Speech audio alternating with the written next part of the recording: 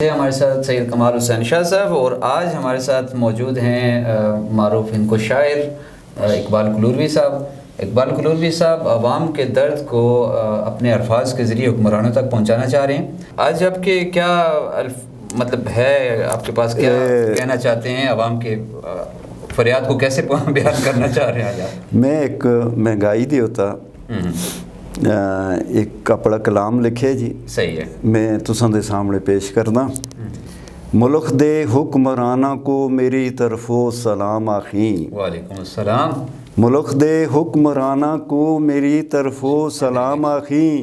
पिस गई इस महंगाई बिच इथे सारी अवाम आखी। बिल्कुल। किथों खासां किथों लासां किथों बच्चियां दा ढिड भरसां। फिक्र यही लगी रहंदी सुबह होवे या शाम आखी।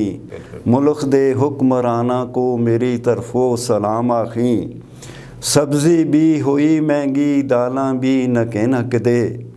सब्ज़ी भी हुई महंगी दालां भी न कहन हक दे।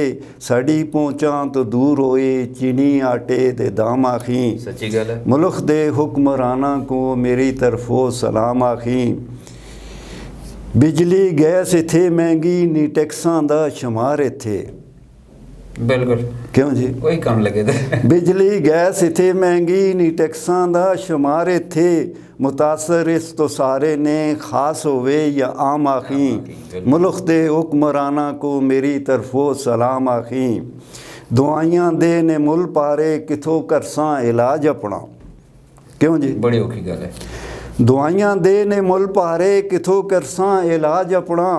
फिक्र यही उदों लगदी जदों होंदा ज़काम आखी। मुल्क दे हुक्मराना को मेरी तरफो सलाम आखी।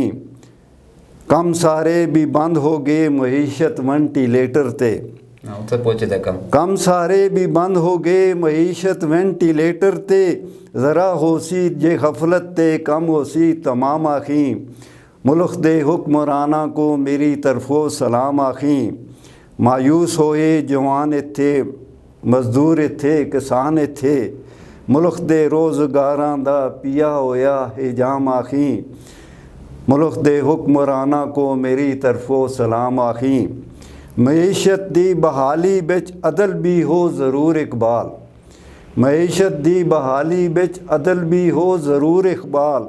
अदल दे नाल जुड़े दा ये मुल्खे दा इस्तेकाम आखी।